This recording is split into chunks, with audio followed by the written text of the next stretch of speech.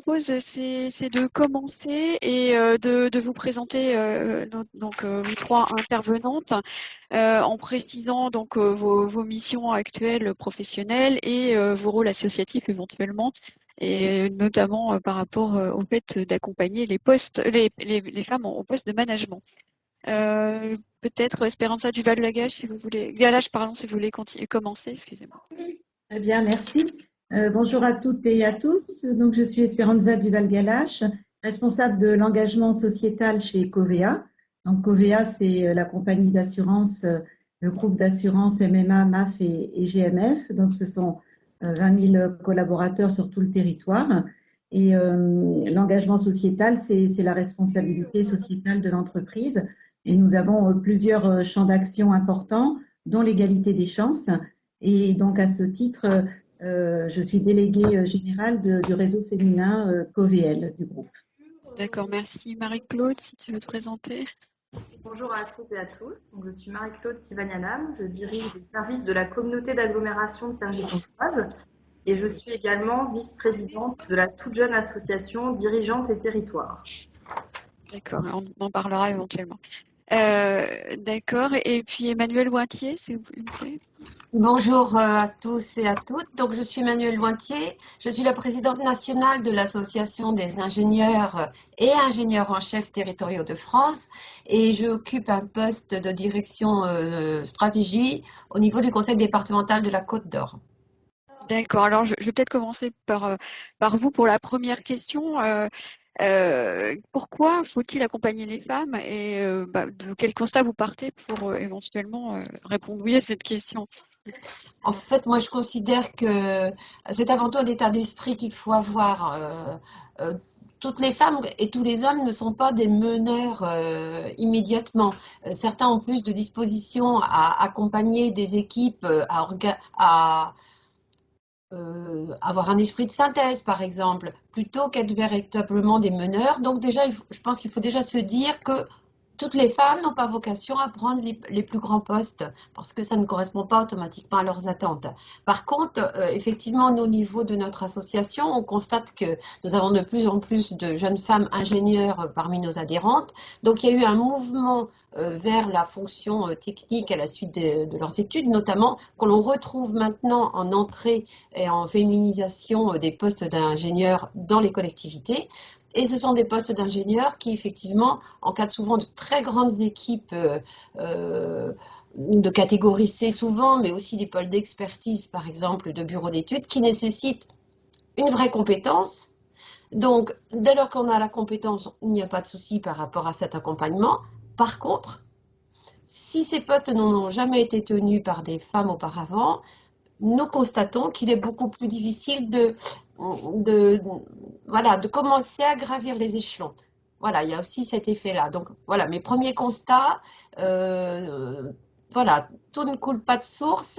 C'est plus facile quand les postes ont déjà été tenus par des femmes, mais après, on pourra échanger sur beaucoup d'autres aspects. Oui, donc compliqué d'ouvrir la voie, quoi, en fait. Absolument, absolument. D'accord. Marie-Claude Sivanianam, est-ce que tu peux nous préciser ta vision par rapport à cet accompagnement? Alors, moi, je pense que ce qui est important, c'est de regarder les chiffres. On est une fonction publique dans la territoriale qui est très féminisée. On a 60% de femmes parmi les agents de la fonction publique territoriale. Et on voit qu'il y a quand même une difficulté d'accès aux postes managériaux, puisque plus on monte et moins il y a de femmes. Et plus on est sur des collectivités de plus grosse taille, moins il y a de femmes, alors même qu'il y a un vivier qui existe et qu'il pourrait y avoir plus de femmes présentes. Donc si on compare 60% de femmes dans la territoriale, en revanche, on n'a que 39,5% de femmes dans les emplois fonctionnels de collectivités. Ça, c'est le résultat des bilans sociaux 2017 que le CNFPT a publié fin 2020. Et puis, surtout, il y a des statistiques qui sont assez méconnues et pas forcément beaucoup communiquées, qui sont celles qui concernent les postes les plus hauts de la hiérarchie en collectivité sur les plus grosses collectivités. Donc la DGCF avait fait une enquête qui montrait que sur les EPCI de plus de 40 000 habitants, on est seulement à 21% de femmes DGS, donc ce qui est quand même très faible. Et puis pour les départements et les régions, on a une seule femme DGS de région et 15 femmes DGS de département. On a aussi les statistiques de France urbaine. Donc même si ça a augmenté sur les métropoles, sur les 106 collectivités membres de France urbaine, on a 30 femmes qui sont au poste de DG. Il y en avait moins de 10 sur la période précédente. Donc certes, ça augmente. Mais on est quand même uniquement sur 28% de femmes DGS, alors même que ça fait quand même très longtemps que les promotions de concours sur les A+, sont assez féminisées, et puis qu'on a des belles ressources aussi en interne sur des promotions internes possibles en collectivité. Donc on voit bien que ça n'est pas complètement naturel et qu'il y a un effort à faire. Donc ça, c'est les statistiques qui parlent quand même. Et puis après, si on regarde de manière un petit peu pragmatique ce qui se passe quand on est DGS, DGA par rapport à la différence homme-femme, on voit quand même qu'il y a une moindre... les femmes sont parfois moins proactives pour aller sur les postes les plus hauts, attendent souvent qu'on vienne les chercher, contrairement aux hommes qui ont plus la tendance à se manifester pour des postes à plus haute responsabilité, quand bien même ils n'auraient pas forcément toutes les cordes à leur arc, alors que les femmes vont se poser beaucoup plus de questions. Suis-je légitime? Est-ce que vraiment j'ai toutes les compétences nécessaires? Donc on voit qu'il y a un rapport aux responsabilités qui est différent. Et puis aussi la question de la maternité qui est souvent posée par nos plus jeunes collègues et qui se pose des questions sur la conciliation entre la vie personnelle et la vie professionnelle, ce qui peut aussi constituer un obstacle pour accéder à des postes de management. Et d'ailleurs, ça se voit au recrutement, c'est ça? Tu citais des exemples parfois Oui, de tout à postures. fait. Moi, quand j'ai des postes, j'ai très souvent des hommes qui se manifestent, quand bien même moi je les verrais pas du tout sur des postes plus élevés. En revanche, très peu de femmes. Et quand je vais chercher des femmes, j'ai souvent ce discours est-ce que vraiment je vais y arriver? Est-ce que c'est pas trop difficile? J'espère que je serai à la hauteur. Ces genres de discours que j'entends pas de la part de collègues masculins. Donc ça, c'est plutôt de l'observation, hein, de l'observation de terrain. Mais je suis pas la seule à observer ça. Hein. Donc si j'étais la seule, bon, je me dirais que peut-être qu'il y a une particularité, mais non, c'est assez généralisé. Et effectivement, sur la question de la relation à la maternité, c'est des choses que des jeunes femmes qui commencent leur carrière peuvent être amenées à poser comme question, comment on fait pour concilier, et puis une certaine crainte par rapport à un contexte qui ne serait pas favorable à concilier. D'accord. Et du coup, Esperanza Duval-Galache, là, vous qui travaillez dans le privé, c'est ça qui nous intéresse aussi. Votre regard nous intéresse. Est-ce que vous avez à peu près les mêmes constats ou pas tout à fait? Alors oui, c'est vrai que Covea, donc entreprise d'assurance, on est aussi une entreprise très féminine, donc encore plus que vous, Marie-Claude, puisque chez Covea, c'est 66% de femmes. Par contre, où on se rejoint, c'est que plus on va au poste à responsabilité, et bien moins on a de femmes. Donc au niveau des cadres, c'est 54%. Donc vous voyez, on voit déjà un déficit. Et puis ensuite, si on va sur des postes de direction, on est plutôt à 35%.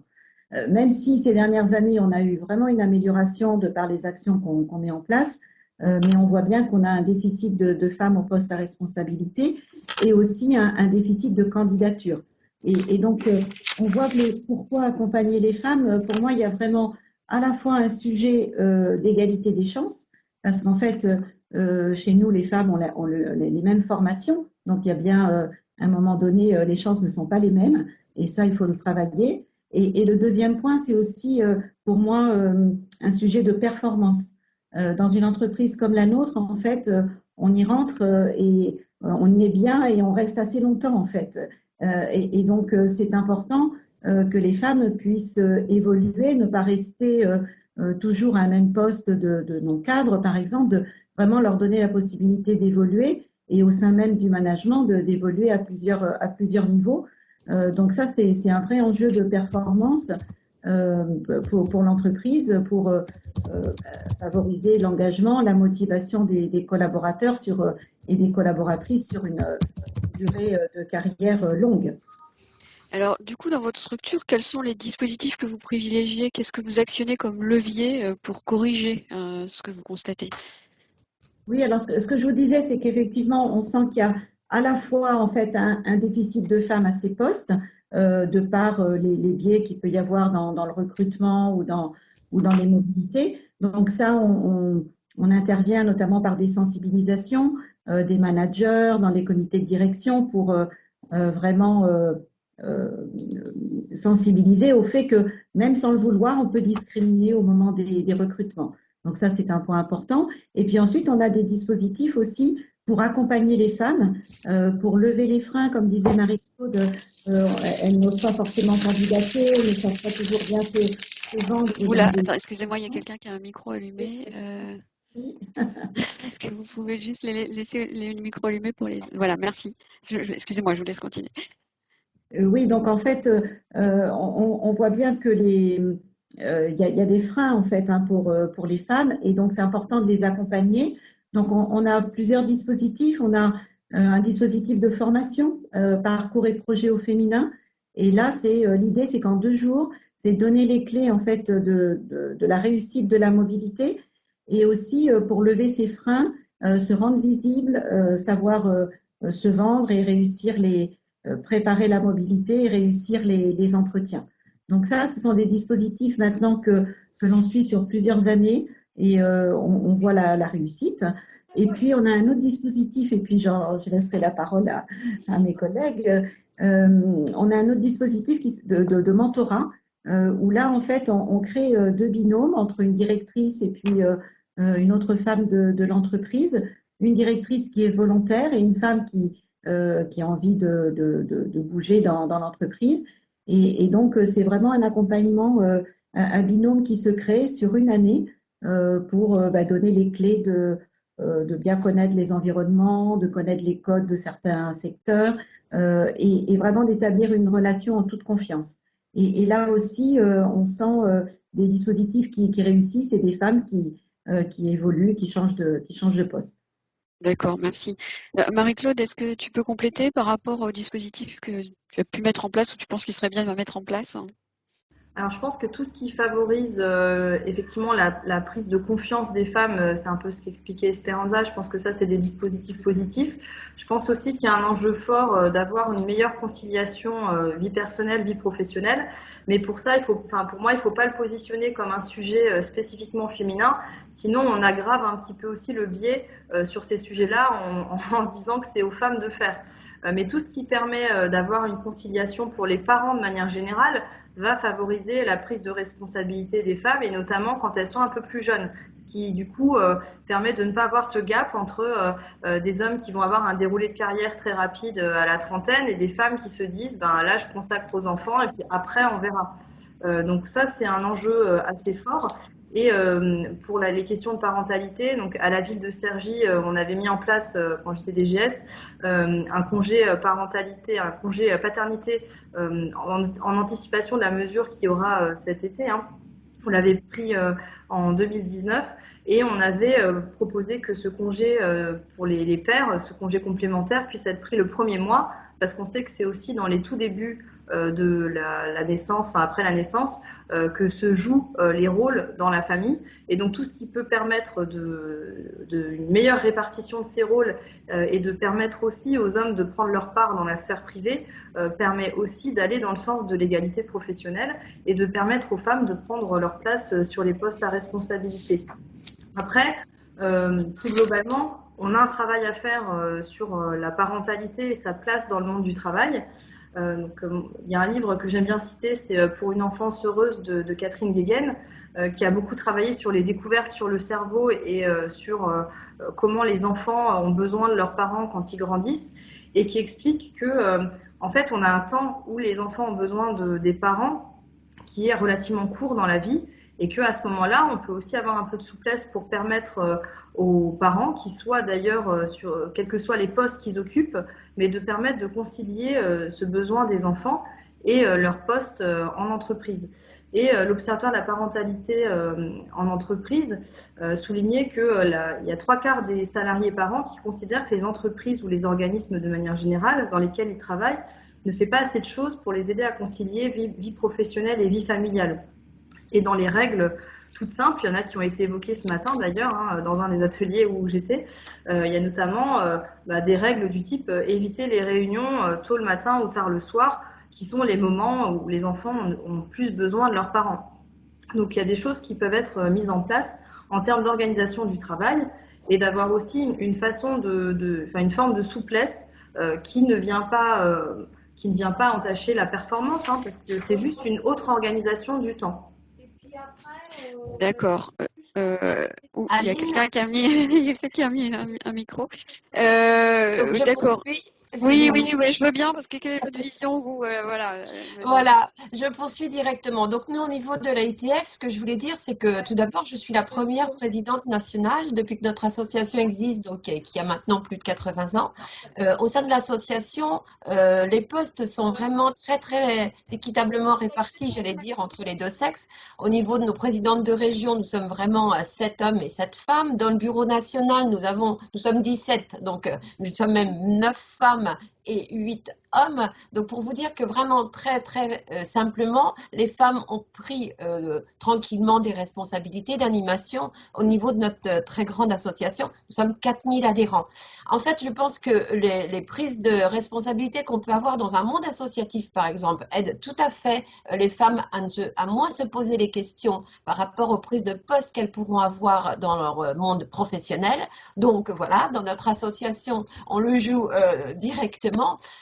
Du point de vue de notre association, j'en parlerai un petit peu plus tout à l'heure, mais nous avons créé une mission égalité, parité, qui est portée par une de nos collègues, Annick Tual, où nous allons vraiment travailler, mais donc elle est créée tout à fait récemment sur un certain nombre d'axes d'accompagnement, j'en parlerai. Pour revenir sur l'aspect professionnel, quand on est dans une association, vous savez qu'on peut échanger très régulièrement sur des sujets techniques, bien entendu, ou d'actualité, mais on échange aussi sur un petit peu tout ce qui peut se passer, et notamment au niveau du management. En fait, il en ressort que quand nous avons des équipes, nous avons souvent des portages de projets à avoir en commun, nous ne devons pas hésiter, nous, au niveau de la hiérarchie, à systématiquement tranquillement cibler une collaboratrice dans l'équipe en disant mais veux-tu prendre le pilotage de ce dossier? Les femmes ont aussi cette possibilité assez facilement à concilier les avis contradictoires, à avoir cet esprit. Donc à fur et à mesure, vous voyez un stade un peu intermédiaire qui n'est pas encore un stade hiérarchique, qui est un stade de pilotage de projet. Ce sont des phases qui permettent peu à peu de s'affirmer s'il y a besoin. Bon, on a aussi des collaboratrices ou des collègues qui spontanément se proposent, mais c'est une mesure qui peut tout à fait s'imaginer. Alors je le redis parce que j'en avais parlé très récemment, j'ai toujours veillé à ce que les femmes en congé maternité avancent aussi vite et j'ai obtenu à plusieurs reprises la nomination, par exemple, en poste d'ingénieur principal. Et vous toutes qui êtes dans le monde des RH, savez combien c'est difficile au niveau de la promotion. J'ai réussi à 2 reprises à nommer une ingénieure principale, une jeune femme qui était en congé de maternité, elle y était proprement dit, ou qui l'avait été l'année précédente. Donc on a, je pense, au niveau de la hiérarchie, à être très forte sur cette disposition, aucune différenciation quand on a eu un congé maternité par exemple. Bien entendu, on s'exprime tous de la même manière, c'est-à-dire qu'à compétence égale, on est bien d'accord, on regarde toujours la compétence. Mais ensuite, il ne faut pas hésiter à appuyer le fait que, voilà, ici, c'est possible, on le fait, même si on est en congé maternité. Et j'ai été suivie, bon, peut-être parce qu'on a un dispositif ou une force de persuasion sans doute, et que, bon, voilà, il faut monter un petit peu au créneau, mais je pense qu'on a beaucoup à faire au niveau de la hiérarchie pour promouvoir, alors détecter bien sûr, on n'en a pas parlé, mais c'est ce que vous disiez aussi, il faut détecter un petit peu les compétences, hein, sentir un petit peu comment est-ce que ça peut se faire et tranquillement, régulièrement, donner les missions qui vont permettre de faire aboutir peut-être l'envie hein, après de postuler. Oui, une question de solidarité finalement, enfin d'entraide quelque part. Alors, solidarité, mais bon, comme nous avons des hommes aussi qui suivent notre entretien, l'ensemble de la hiérarchie, qu'elle soit féminine ou masculine, doit pouvoir porter ce type de message. Moi je dis toujours, bon, j'ai 3 enfants, mes 3 enfants sont ingénieurs. Mon mari ne s'est jamais posé la question de savoir si ses filles pouvaient être ingénieures. Tous les DGS et DGA ont sans doute des enfants ou des neveux, des nièces, etc., et des filles. Et donc, voilà, Moi, je dis toujours, quand on se pose la question de savoir si on retiendrait la candidature de notre fille parce qu'elle vient d'avoir un enfant, voilà, je pense que chacun doit se poser avoir un positionnement très très clair et l'afficher. Ça aide un petit peu aussi les autres. D'accord, c'est clair. Très bien, merci. Et alors, du coup, peut-être, on est en pleine crise sanitaire là, donc on parle de la situation des femmes dans leur situation privée. Est-ce que au niveau de la situation de management, il y a un impact aujourd'hui, Marie-Claude, peut-être, quelle est ta vision de cette situation? Alors, je Ça ouvre pense les yeux ou ça aggrave les choses?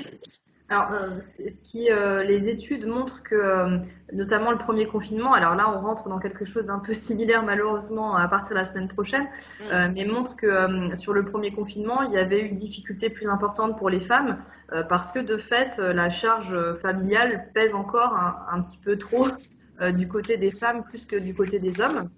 Donc il y a des statistiques qui montrent qu'il y a eu un impact un peu plus négatif pour les femmes et qu'on y a un peu perdu en égalité.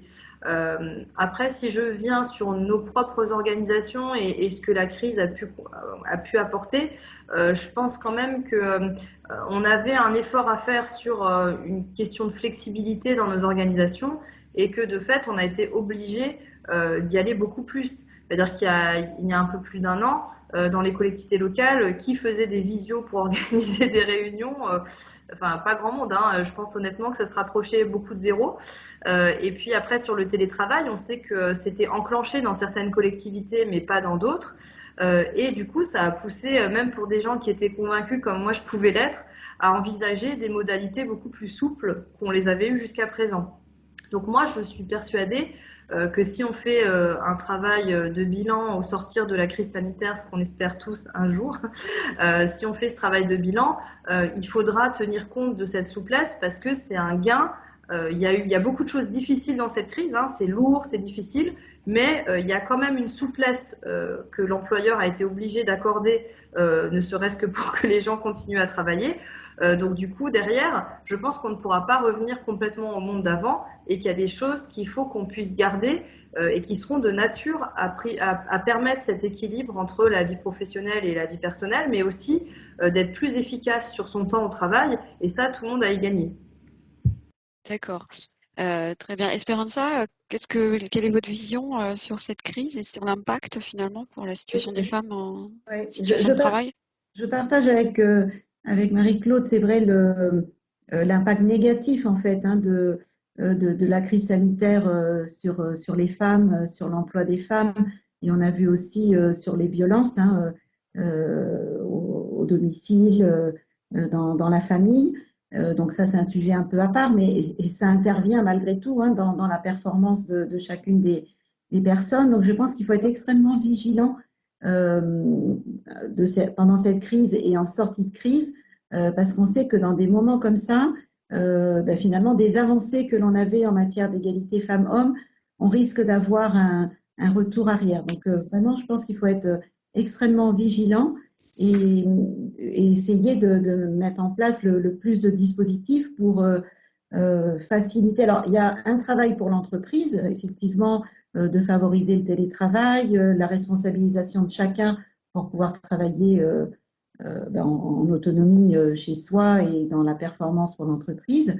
Mais il y a aussi le travail qui concerne, enfin, l'action qui concerne comment dire, la vie de chacun et bien le respect des tâches ménagères à la maison, qu'elles soient beaucoup plus équilibrées. Parce que sinon, si on est en télétravail et que finalement, ce sont les femmes qui font toutes ces tâches en plus du travail, on n'a pas avancé. Voilà. Donc, je crois qu'il y a vraiment des actions dans l'entreprise et là, on les connaît. Hein, c'est aussi de favoriser le télétravail, l'autonomie. On le voyait aussi les horaires de réunion pour permettre aux femmes et aux hommes. Hein, je crois que ça, c'est vraiment important. Si on veut un partage des tâches, il faut que les femmes et les hommes puissent s'en occuper, donc être au travail et à la maison. Et donc ça, les horaires de réunion, c'est bon pour tous, je dirais. Et puis aussi une attention particulière dans le partage des responsabilités familiales. D'accord. Alors justement, il y a toute cette démarche personnelle, mais également comment on peut convaincre, enfin quels sont les arguments qu'on peut déployer pour convaincre les COMEX, les DG, les élus de donner plus de femmes au poste de management, enfin de permettre d'accéder aux femmes à plus de postes de management. Qu'est-ce que vous en pensez, Esperanza?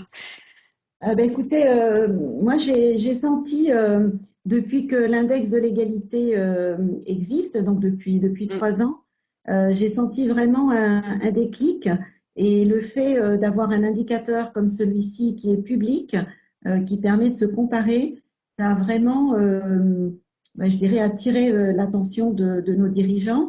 Maintenant, c'est quelque chose qui suit. Ça, voilà, j'ai vraiment senti un déclic et positif en fait, hein, voilà, donc ça c'est une bonne façon à travers cet indicateur de pouvoir avancer, hein, puisque l'indicateur se compose de plusieurs sous-indicateurs eux-mêmes qui vont pouvoir avancer grâce à des actions concrètes. Donc ça c'est une bonne façon de faire. Et la comparaison, elle est toujours intéressante aussi dans l'entreprise en fait. Quand on compare on a cité tout à l'heure des chiffres. Je pense que ça, c'est vraiment important de donner des éléments factuels et puis de voir comment on progresse et de se mettre dans cette logique de progrès, de performance et de comparaison. C'est toujours stimulant et ça produit, ça produit ses effets de façon assez naturelle. Parce que finalement, chacun aime bien la compétition et aime bien être bien placé en fait, hein, donc et mettre en avant finalement ses réalisations. Donc ça a été, je dirais, des bons leviers en fait pour intéresser nos dirigeants, les mettre en action. Donc factualiser, communiquer, se comparer. Ouais. Marie-Claude, est-ce que ça marche de la même manière pour les élus? Alors, je pense qu'on a quand même eu un gros gain avec les rapports égalité femmes-hommes et puis Mm. aussi avec les plans d'action égalité. Ça a obligé à mettre dans la place publique du débat entre élus ces sujets-là qui étaient plutôt jusqu'à présent un petit peu chasse gardée des DRH. On ne voyait pas forcément le sujet au niveau politique. Donc, c'est devenu un petit peu plus un sujet politique pour nos élus. Et on sait aussi, de la même manière que le disait Speranza, il y a un petit effet d'émulation. Et puis, quand on est bon élève, on aime bien le dire. Hein, donc, moi, je vois bien que voilà, quand on a une DGS femme et qu'il n'y en a pas beaucoup, moi, je sais que mon patron aime bien le dire, hein, parce que c'est aussi une manière de montrer qu'il est exemplaire de ce côté-là. Donc, je pense que ça peut jouer. Et ça permet, l'index, il n'existe pas encore pour les collectivités, mais je pense que ça va venir aussi. Se comparer et pouvoir montrer qu'on va vers du mieux, c'est quelque chose de positif pour avoir un effet d'entraînement. Après, c'est pas suffisant. Je pense aussi que il y a des choses qu'on peut faire en matière RH pour aider à ce que il y ait une prise de conscience aussi de cette nécessité-là, et puis avoir des mécanismes aussi où on met sur le devant de la table des sujets qui vont qui vont dans le sens de la prise de responsabilité des femmes, et puis d'une égalité de traitement, que ça soit sur la carrière, comme le disait Emmanuel, sur la carrière, les promotions, sur aussi les éléments de salaire, hein, qu'on ne soit pas uniquement là pour évoquer les demandes d'augmentation qui, dans une grande partie, sont masculines, mais qu'on en profite pour regarder les questions de salaire de manière plus générale, balayer ces sujets-là pour regarder s'il n'y a pas des zones d'ombre et des choses qu'on peut améliorer. Donc voilà, je pense le sujet est devenu un petit peu plus politique qu'il était jusque-là, et donc ça c'est positif pour avoir un effet de soutien et d'entraînement, même si on a encore du chemin à faire. D'accord, Emmanuel, qu'est-ce que vous en pensez? Alors moi, pour ce qui me concerne, je pense que nous avons des atouts en tant que femmes dans notre appartenance à certaines équipes. Un directeur général de service ou un directeur d'une entité quelconque réfléchit toujours au moment de ses recrutements ou de ses nominations à la cohésion de son équipe, au fonctionnement de son équipe, comment le travail pourra se faire. Moi, je constate que là, nous avons moins d'ego que les hommes. Alors, les messieurs qui nous écoutent, vous vous doutez que ce sont des généralités, hein. Je vois moins de compétition dure entre les femmes que ce qu'on peut constater entre les hommes. Il y a une forme cohésion d'équipe qui est plus souvent recherchée, qui peut être très intéressante au sein d'une équipe de direction générale. Le monde est plus complexe, tout le monde le dit, hein, les transitions sont énormes, numériques, citoyennes, écologiques, voilà, sanitaires maintenant, il y a énormément de choses. Donc on a besoin de pouvoir compter les uns sur les autres. Voilà, il y a des places qui peuvent plus facilement finalement revenir à une femme, je le dis vraiment comme ça, dans un souci au sein d'une équipe de regarder comment est-ce que les choses peuvent se passer. Pour ce qui concerne les élus, pour les postes de direction, moi je le dis toujours, c'est parce que nous avons rempli nos missions avec la qualité, l'exigence et la rigueur qui était attendue dans des postes infra, que lorsque nous postulons au poste ensuite, nous sommes reconnus, attendus et finalement nommés. On n'arrive pas, j'allais dire, sans parachute, enfin comme ça, avec un parachute sur un poste. On a eu un parcours professionnel, on a montré notre niveau de compétence et donc il faut clairement s'appuyer sur nos réussites pour faire valoir nos qualités. Donc là, un deuxième aspect, nous dans les équipes techniques, bien souvent, et moi je l'ai vécu même personnellement, on a des gros marchés publics, on a des choses très complexes parfois sur des chantiers. La présence d'une femme, surtout d'une femme à la décision, apaise les discussions, permet que les choses s'expriment, se tranchent, mais d'une manière beaucoup plus sereine. Donc, on a véritablement des atouts à montrer. Je le dis bien, hein, par contre, toujours, la rigueur devra être là, l'exigence devra être là, la production attendue devra être là, bien entendu. Donc, il ne faut pas avoir peur. Et je pense qu'au niveau des responsables hiérarchiques, ce sont des éléments qui peuvent tout à fait être pris en compte dans leur recherche de nomination à des postes de responsabilité. Très bien. Alors, du coup, si on parlait réseau, parce que bon, vous êtes à la tête d'une association professionnelle, vous avez dit que vous avez travaillé aussi sur la question de la parité, la mission égalité-parité. Est-ce que vous pouvez nous en dire plus? Qu'est-ce qu'on fait? Qu'est-ce qu'on peut mettre en Alors, œuvre oui, dans ce tout à secteur-là? fait. Donc, comme je l'expliquais, dans notre association, donc les postes sont pris, bien entendu, à fur et à mesure par les uns les autres. Et je constatais qu'on avait une belle égalité de prise de poste. Toutefois, nous avons souhaité, pendant ce mandat qui s'ouvre maintenant, avoir une responsable d'une mission égalité-parité. Alors, quels sont ces axes d'action? La première idée qui nous est venue, c'était d'essayer d'objectiver réellement ce qu'il en était de ces difficultés ou de ces nominations. Donc, objectiver sur des chiffres vis-à-vis de nos adhérents pour bien comprendre ce qu'il en est réellement et qu'on puisse s'appuyer sur des actions derrière. Le deuxième idée était de regarder comment on pouvait accompagner les femmes adhérentes de l'AITF pour comment dire, libérer ou déclencher leur potentiel.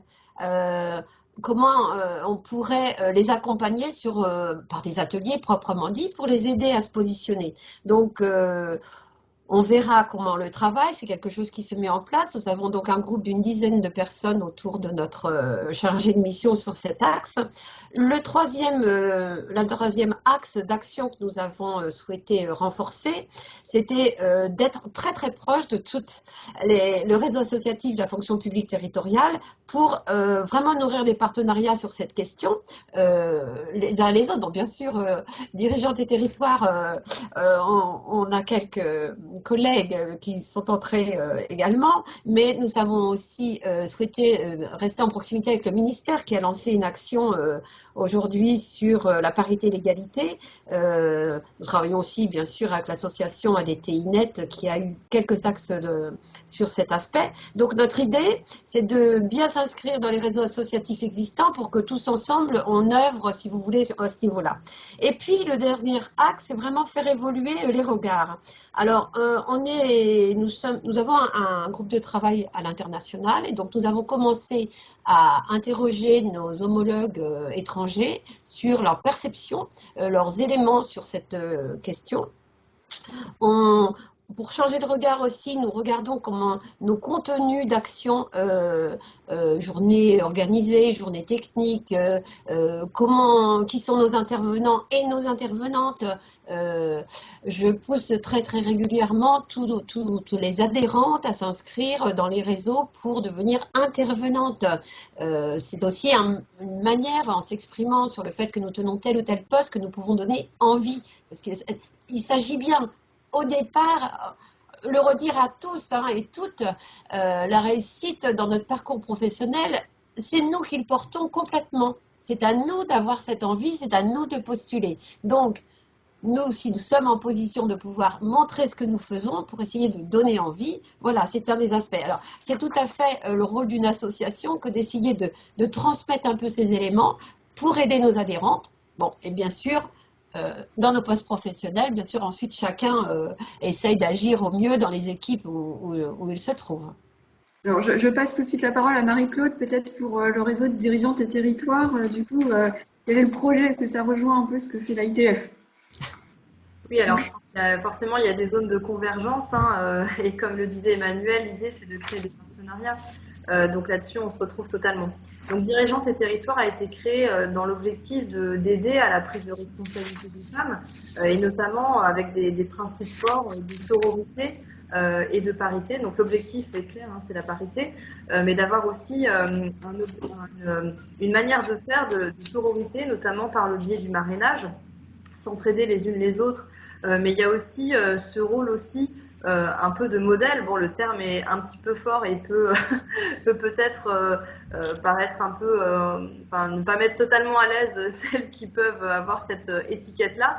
Néanmoins, c'est important de montrer aux femmes que c'est possible. Et aussi, moi, c'est quelque chose qui me tient plutôt à cœur aussi, c'est de montrer que c'est pas quelque chose qui est inabordable et qui est éloigné. C'est de montrer que voilà, on a, comme le disait Emmanuel, on a des compétences, on a un parcours, on a des acquis, et après, monter en responsabilité, oui, il peut y avoir une marche à franchir, mais c'est pas pour autant qu'il faut renoncer à le faire. Et aussi, il faut aussi accepter, se donner le droit à l'erreur et toujours être dans une dimension de progression et s'autoriser le fait que effectivement, on peut se tromper, il peut y avoir des choses qu'on fait moins bien. Et parfois, on a un petit peu le syndrome de la bonne élève. Il faut cocher toutes les cases, il faut être parfaite, etc. Et je pense que les discussions qu'on peut avoir avec d'autres femmes dirigeantes permet aussi de casser un peu ce mythe et de montrer que on est en capacité de le faire, et puis aussi de donner des conseils, notamment pour les entretiens de recrutement, parce qu'il peut y avoir des postures parfois inadaptées. Moi, je le vois en entretien. Voilà, il y a des propos même qui peuvent être tenus, par exemple, j'espère que je serai à la hauteur, j'espère de ne pas vous décevoir. Bon, c'est des choses qui vont pas inspirer une grande confiance ni à nos élus, ni aux dirigeants de collectivité, et c'est des choses qui sont assez spontanées chez les femmes, elles se rendent pas forcément compte. Donc il faut aussi avoir un aspect un peu plus assertif, et là-dessus, on peut accompagner les femmes pour aller dans ce sens. Esperanza, dans le groupe Covea, est-ce que vous avez ce type de réseautage, d'organisation pour soutenir les femmes? Oui, alors c'est vrai qu'on a créé, donc il y a 4 ans maintenant, le réseau COVEL. Donc c'est un réseau féminin, mais ouvert à tous dans l'entreprise. Donc ce sont 450 femmes engagées et volontaires, donc à des postes à responsabilité. Alors pourquoi on a choisi ces femmes? Eh bien parce que c'est à ces postes-là qu'on a un déficit de femmes. Donc on peut à la fois les accompagner pour qu'elles soient plus nombreuses, et aussi qu'elles soient au service des autres femmes de l'entreprise. Donc à la fois pour promouvoir les parcours, à la fois aussi on est très attaché à promouvoir la mixité dans les métiers. Puisqu'en fait, je vous disais, Covea, c'est une entreprise qui est à 66% féminine. Néanmoins, on a des métiers qui sont encore très masculins. Donc, des métiers très féminins, des métiers très masculins, et on veut travailler aussi sur cette mixité. Alors, vous m'interrogiez aussi sur comment on crée un réseau, qu'est-ce qui fait que ça marche. Bien, je pense que comme tout projet, il faut bien le préparer. Il faut trouver des sponsors qui seront prêts à valider la décision quand elle est prise. Donc, avoir les bonnes personnes dans l'entourage, et aussi des hommes dans le COMEX qui sont favorables à ces initiatives.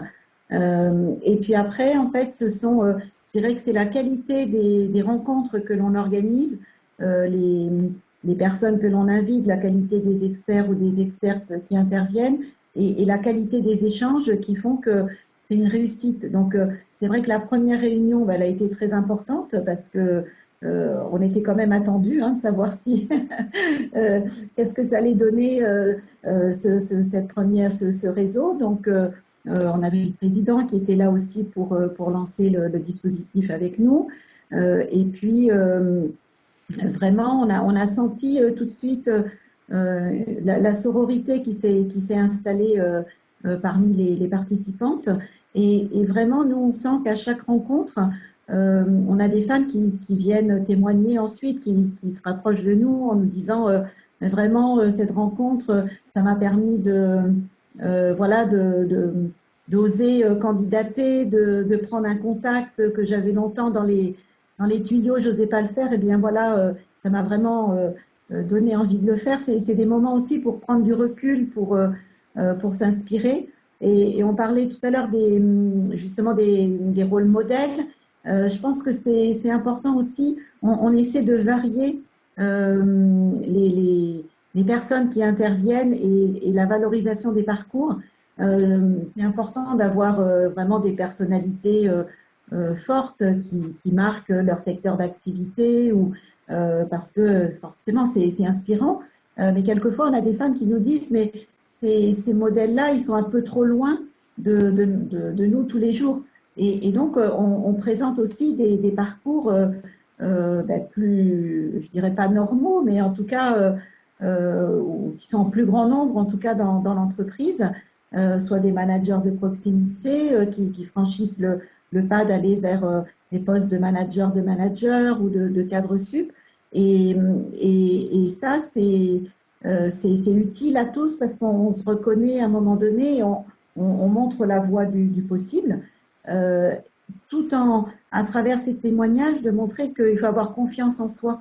Comme le disait tout à l'heure Emmanuel, le parcours, c'est chacune d'entre nous qui le réalisons. Ça, c'est important. Il faut croire en ses compétences. Il y a aussi des opportunités qu'il faut saisir.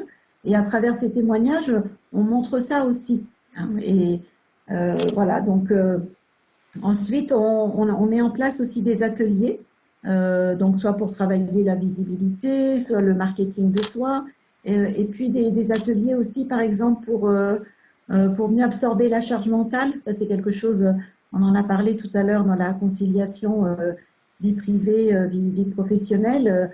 Et bien voilà quelques clés pour se donner des temps de recul, pour absorber tout ça. Donc on essaie aussi de donner des ateliers pratiques et puis des sources d'inspiration.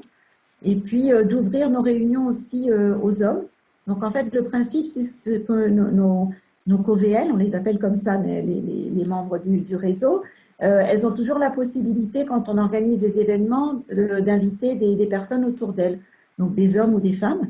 Et donc voilà, ça nous permet aussi de rendre visibles tous ces parcours auprès d'hommes dans l'entreprise qui, on l'espère, auront envie justement de recruter ces personnes ensuite.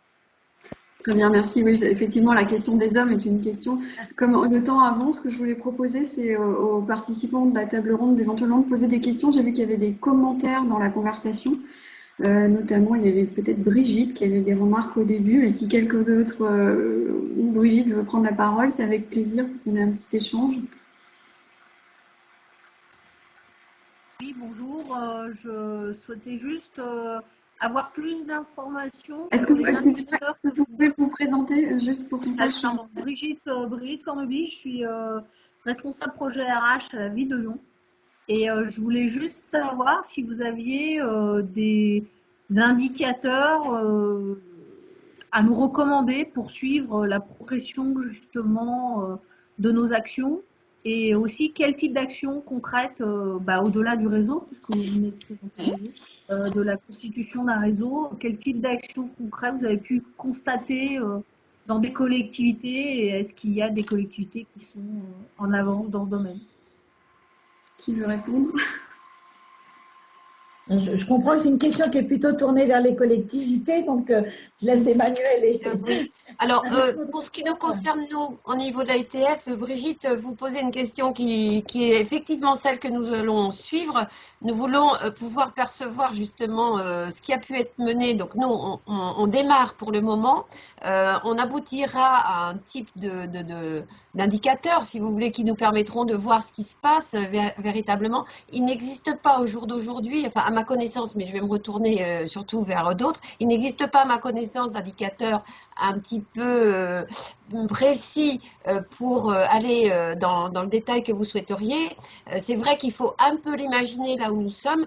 Ce que je peux dire, c'est que nous, dans notre questionnaire, nous avons envisagé de poser les questions vers nos directeurs ou membres en responsabilité par rapport à leur vision de la question, et c'est ce qui va nous permettre à nous de construire quelque chose qu'on pourra déployer derrière. Alors non, je n'ai pas d'indicateur. Oui, vous avez tout à fait raison, c'est ce qu'il faut suivre maintenant. Alors par contre, je voulais compléter par rapport à tout à l'heure. Quand on accompagne en fait les femmes pour prendre des postes, on a cette chance qu'elles échangent facilement entre elles sur leurs difficultés pour dire ce qu'il en est. Donc quand on parle de témoignage, hein, au lieu du mot modèle, mais c'est tout à fait ça, on a la chance de pouvoir dire tout de suite j'ai rencontré telle difficulté. Les hommes ne fonctionnent pas avec le même ressort, il y a une forme de pudeur par rapport à leurs difficultés potentielles, et donc nous, quand nous avons proposé des formations au sein de l'association, en disant que nous allions aider les femmes à, pourquoi pas, progresser. Certains hommes nous disaient, ben, finalement, peut-être des hommes seraient intéressés, mais non, parce qu'ils ne veulent pas s'inscrire sur des formations qui laisseraient imaginer que seuls, ils ne réussissent pas à atteindre les postes de management. Donc ça, c'est un ressort particulier dont je voulais faire part. Voilà, mais je reste sur votre question. Elle est excellente, votre question, c'est tout à fait ce qu'il faut faire. Moi, je n'en dispose pas. Je passe tout de suite la parole à Marie-Claude. Alors, par rapport à des indicateurs pertinents, je pense que ce qui est intéressant de suivre, c'est tout simplement la mixité hein, sur les fonctions, déjà sur les différents niveaux d'encadrement. C'est vrai que même dans les bilans, enfin la synthèse des bilans sociaux que fait le CNFPT, ça reste très macro. Donc, on manque aujourd'hui de statistiques un petit peu plus détaillées. Donc, moi, celles que je vous ai données au début de l'intervention, c'est des choses que moi, j'ai glanées toute seule de mon côté. Mais il n'y a pas... donc, ça fait partie des sujets qu'on a à Dirigeantes et Territoires parce qu'on est convaincu qu'il faudrait avoir des statistiques... parce que en plus les statistiques macro peuvent masquer un peu la réalité des choses en fait. Hein. Quand on voit sur les postes de DG, c'est pour ça que je mentionne les plus grosses collectivités parce que il y a quand même un enjeu. Si on se dit il y a plein de secrétaires de mairie ou ok c'est bien les femmes prennent leur part au niveau territorial, au niveau du terrain, mais ça serait bien aussi que la place des femmes soit là sur des postes à responsabilité, sur des grosses structures et le vivier existe. Donc c'est là où il y a une question à se poser et à accompagner. Au sein de sa propre collectivité, je pense que c'est important de regarder quel est l'état des lieux sur les postes d'encadrement, les différents niveaux, et regarder dans le temps comment ça évolue. Et puis, on a un enjeu aussi, je trouve, sur la mixité des métiers, et faire en sorte que, par exemple, ça ne soit pas systématiquement les femmes sur tel type de métier, notamment de postes à responsabilité, et les hommes sur tel type de poste à responsabilité, et qu'on essaye d'avoir quelque chose de beaucoup plus dans l'équité, en fait, hein, dans l'équité d'accès aux différents postes. Après, dans les autres indicateurs, il y a aussi ce que je disais sur les salaires. Je pense que c'est important d'avoir de temps en temps une revue des salaires pour être sûr qu'il n'y a pas un décrochage de certaines personnes. Et ça, c'est bon pour les femmes, c'est bon aussi pour les hommes, parce qu'on peut aussi avoir des hommes qui sont en décrochage par rapport à d'autres. Hein. Donc, le phénomène est plus féminin. Néanmoins, ça sert à tout le monde. C'est pour ça que je trouve que ce qui est bien avec les questions d'égalité, c'est qu'en fait, ça bénéficie, dans le fond, enfin moi, c'est ma conviction, ça bénéficie à tout le monde. Et quand on parle de conciliation vie pro, vie perso, par exemple, les papas qui veulent passer du temps auprès de leurs enfants et qui osent parfois pas forcément le dire, c'est aussi bénéfique pour eux. Donc c'est là où c'est un intérêt pour tout le monde. Après, on a d'autres sujets qui sont à regarder. Emmanuel en parlait, il y a les promotions internes, avoir des critères qui de fait ne font pas un biais masculins, mais qui permettent à tout le monde, hommes et femmes, d'accéder à des promotions et des avancements. Donc ça, c'est un point qui me semble important. Ne pas discriminer effectivement avec les questions de congé maternité et penser aux femmes, même quand elles ont des congés maternité à venir ou présent ou passé, que ça soit pas quelque chose qui fasse obstacle, parce qu'en plus, c'est un mauvais signal qu'on envoie à l'ensemble des collaborateurs quand c'est le cas. Après, pour moi, il y a accompagner aussi les femmes dans l'exercice de leurs responsabilités, c'est-à-dire que, par exemple, moi j'ai une position assez tranchée sur les temps partiels. J'ai eu un certain nombre dans ma carrière de femmes qui voulaient un temps partiel ou voire même se mettre en congé total parce qu'elles n'arrivaient plus à concilier. Et en fait, moi, à chaque fois, je fais un entretien assez approfondi avec ces personnes-là parce que, en réalité, très souvent, moi, je vois, il y a des temps partiels qui sont des faux temps partiels. En réalité, les femmes sont engagées à 500% dans leur métier. Le temps de travail est de 100%, mais il est organisé différemment. Et donc, moi, je trouve que c'est injuste d'être à temps partiel si, de fait, la personne, elle est en fait à 100%. Et en plus, ça envoie un mauvais signal quand, au sein d'une équipe de direction, une femme se met à temps partiel, les hommes sont à temps plein, on se dit, les femmes, de fait, elles sont moins engagées dans leur fonction. Donc, je trouve qu'il y a une symbolique même qui n'est pas forcément bonne pour les femmes. J'ai pu voir dans des plans d'action de dire faciliter le temps partiel. Non, pour moi, il ne faut pas faciliter le temps partiel.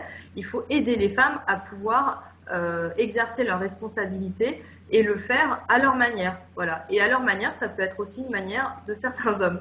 Donc, je pense que ça fait partie des choses qu'il faut regarder et que l'organisation très concrète du travail et la façon dont on conçoit l'organisation du travail, même le temps de travail, c'est quelque chose d'essentiel pour favoriser les prises de responsabilité des femmes. Voilà globalement quelques axes qui pour moi sont importants et puis aussi sensibiliser aussi l'ensemble de la chaîne d'encadrement.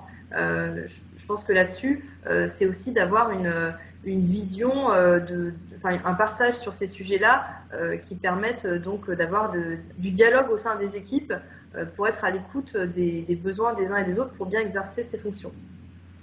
Et peut-être pour compléter, moi qui ai contribué à obtenir une labellisation pour l'égalité entre les femmes et les hommes, l'AFNOR a toute une batterie finalement une grille d'analyse assez bien faite, alors très très complète, qui permet de vraiment aller à fond dans le sujet.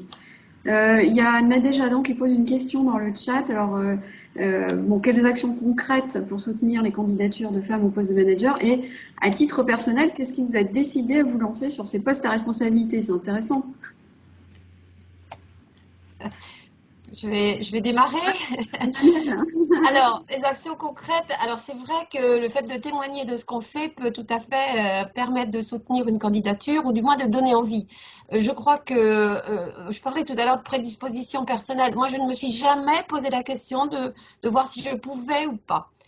En fait, j'ai toujours répondu favorablement lorsqu'il s'agissait de prendre en charge un dossier qui arrivait, une nouvelle mission, parce que vous savez, parlons de nos fiches de poste, elles sont créées à un moment donné, elles n'évoluent pas, la vie nous fait tous évoluer. Donc je pense que moi j'ai toujours répondu présente par exemple sur ce type d'action et c'est très très naturellement qu'à chaque fois qu'un poste supérieur était rendu disponible par une mobilité, un départ à la retraite, etc., que je candidatais tranquillement mais sereinement et donc j'ai pu avoir le parcours professionnel que j'ai eu.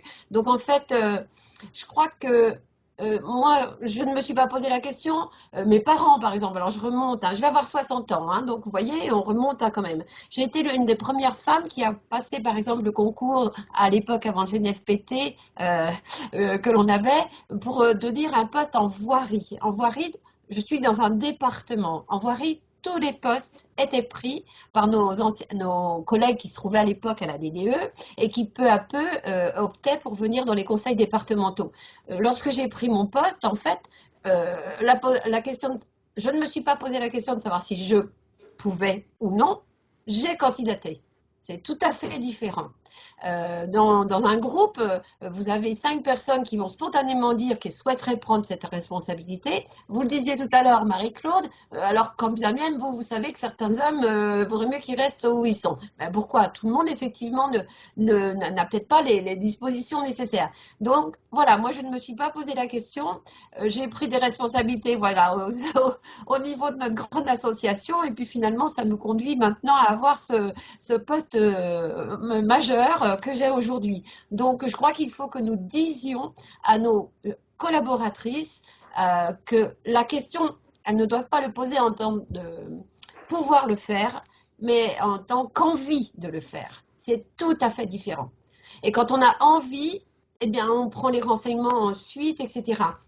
On ne nommera jamais quelqu'un qui n'a pas envie d'aller sur ce poste-là. Par contre, très régulièrement, il faut, j'allais dire, un petit peu comme le terreau, montrer qu'on peut avoir envie et ça marche très bien et on le vit bien. Donc voilà, un témoignage. Marie-Claude, Esperanza, que vous avez envie de rebondir? Moi, je partage totalement cette notion d'envie. Hein. C'est sûr que on se dit pas, enfin, en tout cas, moi, je me suis pas dit j'ai envie d'avoir un titre, comment on fait pour l'avoir. Donc, moi, ce qui m'a donné vraiment envie, c'est, alors, pour le coup, c'est pas une femme, mais un homme. C'est, j'avais quelqu'un qui m'a servi un peu de mentor, qui était DGS, et en fait, il m'a ouvert son agenda, il m'a associé à beaucoup de choses qu'il faisait, et en fait, j'ai eu envie d'avoir son poste, hein, tout simplement. Je trouvais que c'était super, c'était varié, c'était intéressant. Il y avait un côté vision, un côté concret, ça m'a beaucoup plu. Et avant ça, pourtant, j'avais été à l'INET, etc. Mais ça m'était pas venu comme étant pour moi. Je voyais des DGS, je m'étais pas dit que c'était pour moi en fait, hein, pas du tout. Et c'est ça qui m'a donné envie en fait, c'est de côtoyer, d'être la collaboratrice de quelqu'un qui quelque part m'a montré que c'était aussi un peu pour moi. Alors par l'exemple et aussi en me soutenant et en m'aidant à avoir confiance. Donc je pense que cette notion d'envie est centrale. Je pense qu'il y a aussi cette question de confiance et de prise de confiance. Et il y a aussi le soutien qu'on peut avoir dans son entourage, même dans son entourage proche. Hein.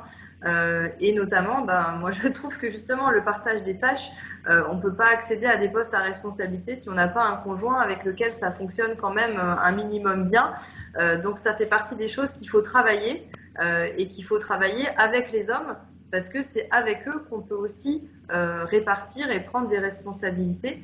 Donc pour moi, c'est un des points essentiels et de favoriser cet équilibre-là. Après, sur les actions pour soutenir les candidatures de femmes, je pense qu'il y a cette notion-là de donner envie et de ne pas montrer les postes à responsabilité sous l'angle uniquement de quelque chose qui paraît insurmontable. Hein. Donc c'est ce que Esperanza disait aussi dans les rôles modèles. Je pense qu'il faut montrer ce que c'est dans la réalité et en quoi il y a des leviers de satisfaction, même de plaisir dans ce qu'on peut faire. On a des manettes pour faire bouger des lignes et ça, c'est une belle source de satisfaction.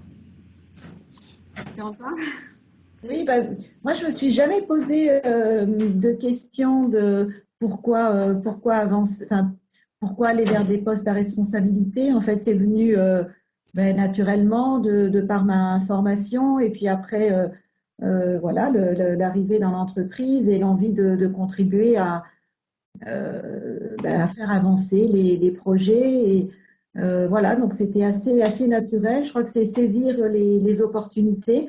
Et puis cette notion d'envie, je crois que c'est important, le dynamisme, l'envie de progresser et puis d'être utile en fait, d'être utile à notre entreprise, à la société de façon plus large. Mais en tout cas, c'est ce qui a guidé, c'est ce qui guide mon action dans l'entreprise.